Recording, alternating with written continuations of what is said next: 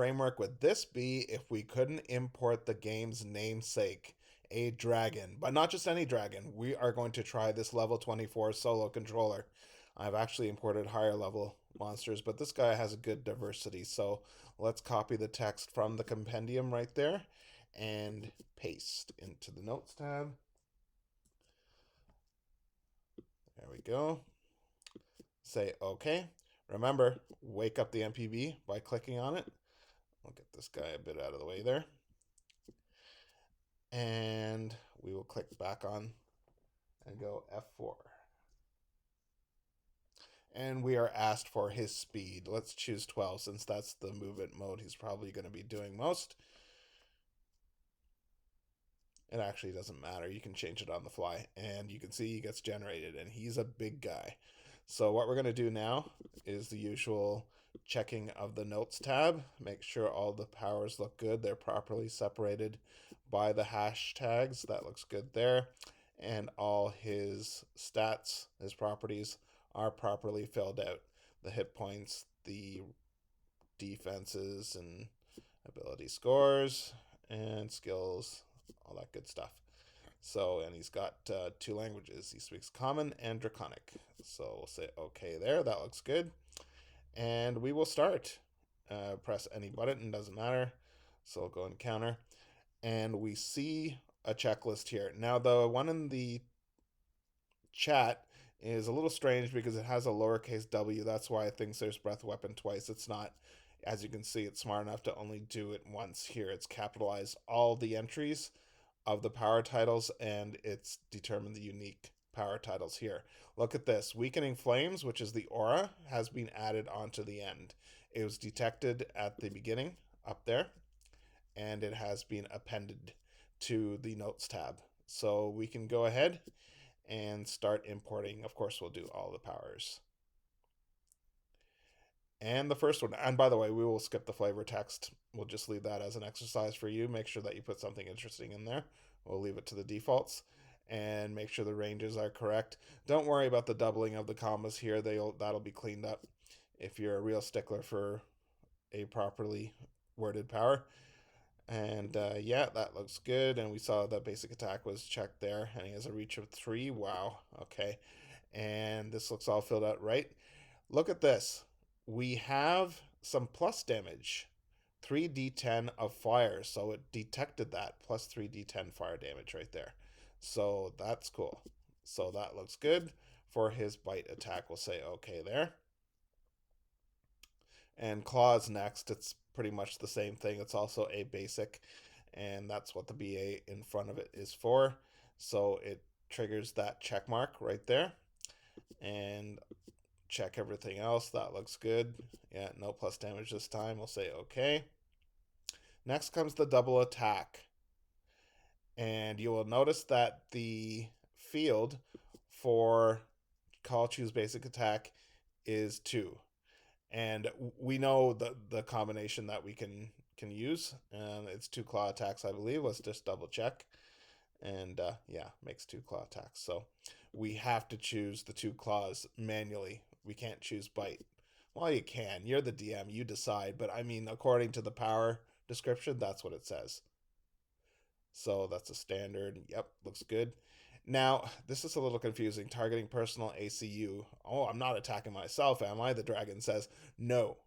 This is just to indicate that it is a trait.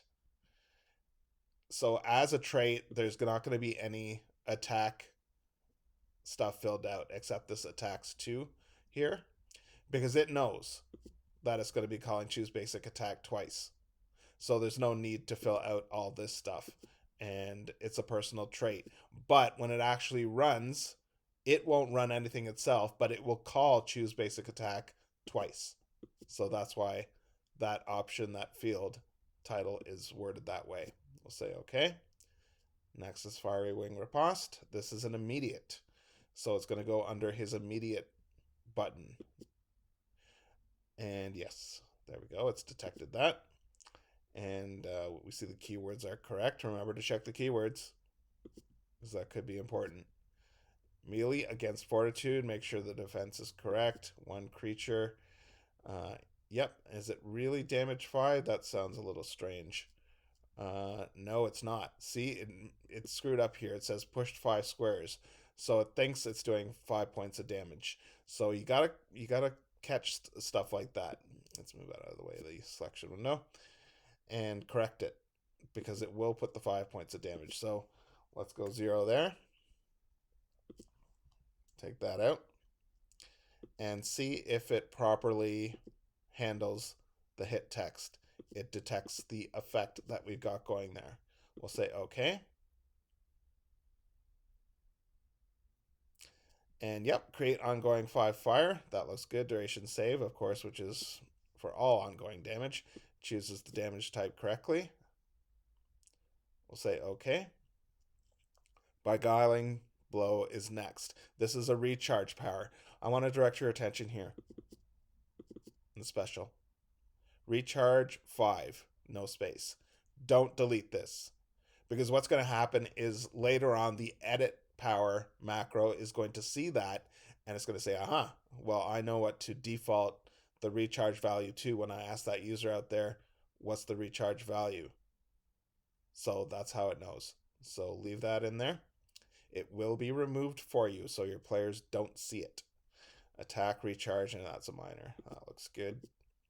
Close burst any enemy, each enemy in burst against will defense, and that looks like it's gonna daze.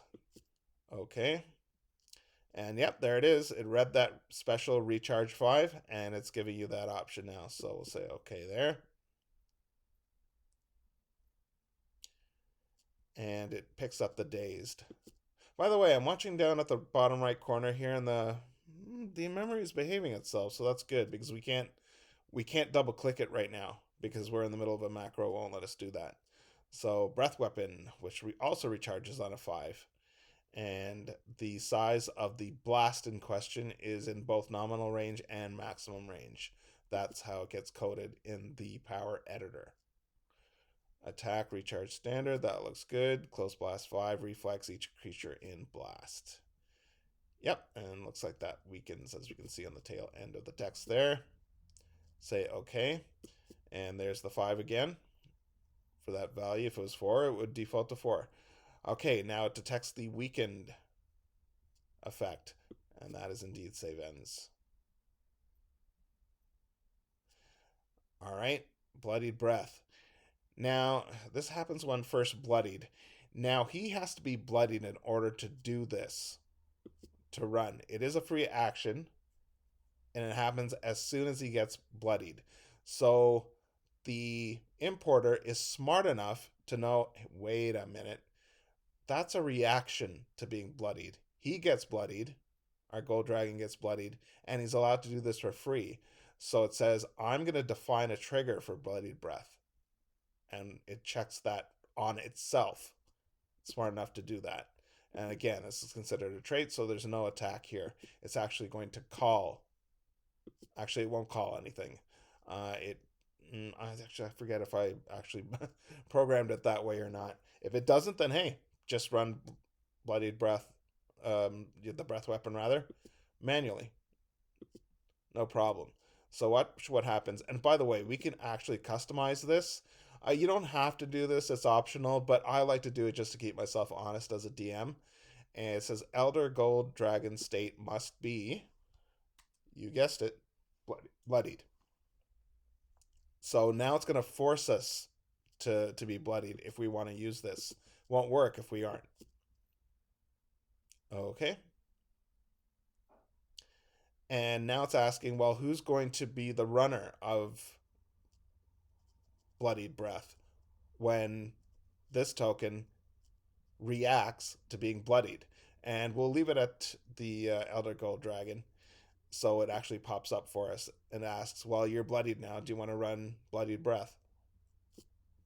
It'll do that for us. Frightful Presence, a legendary dragon. I mean, no pun with you 5th edition fans out there. I believe there are legendary actions in 5th edition. Frightful Presence. This is from editions on past. Close burst 10. Each enemy in burst against will. That looks good. We'll say okay. There's something interesting that's going to happen here. Let's take a look at it. It's going to detect the first effect, which is stunned. And we'll assume, yeah, that's duration end, but just, check back. Frightful presence.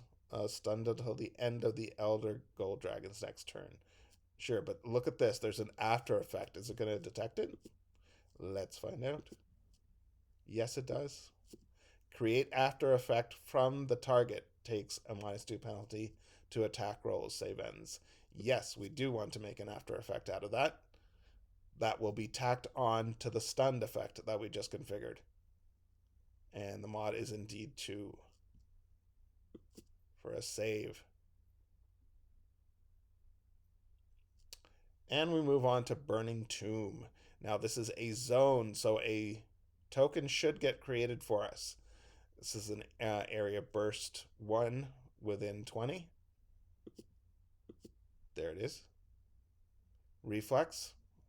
And that looks a little strange. Effects, well, we want to correct that. Each creature in burst, but let's just make sure. Burning Tomb. Creates a zone. Area burst 1 within 20. Yep.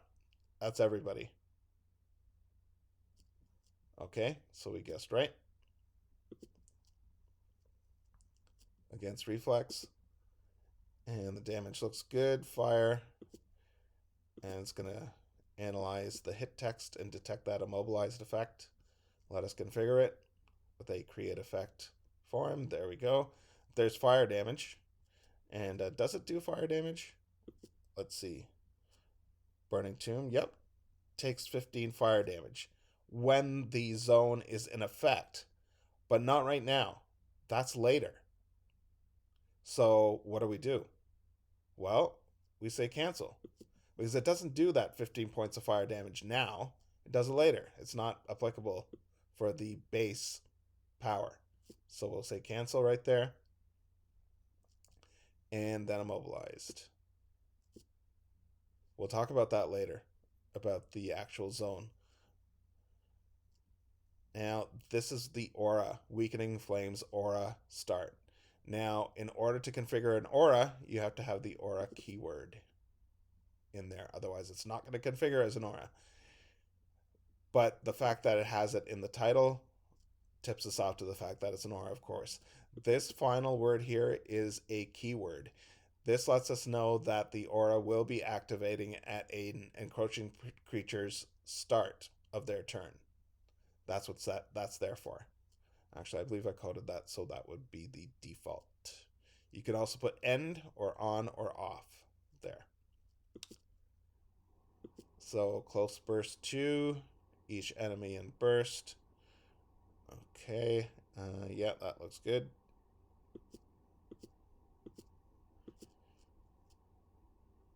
All right, we'll say okay there.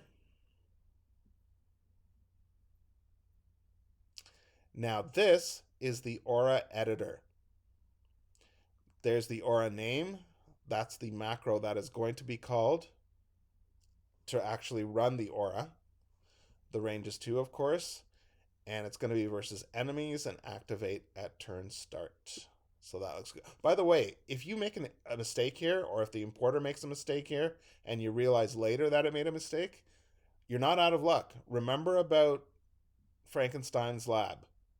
We can go to edit properties and then go edit aura on this guy, and we will get this form back, which we can change if we want to. Okay?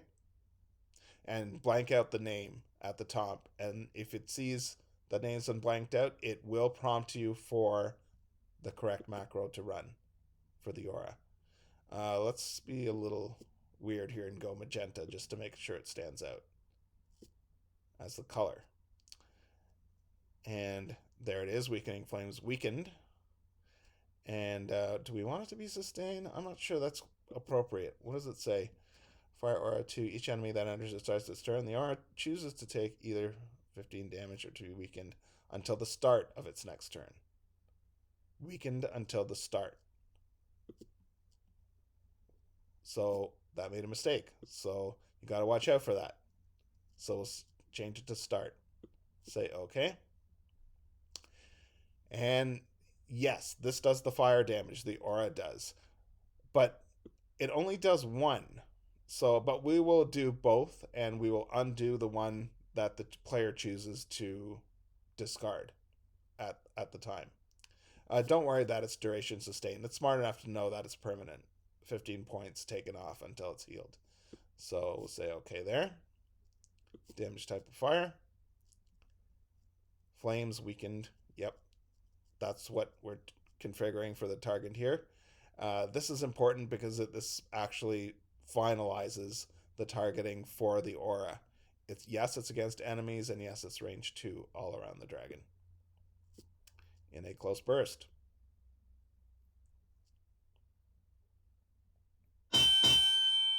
And we get the bell to signal the end of the base configuration.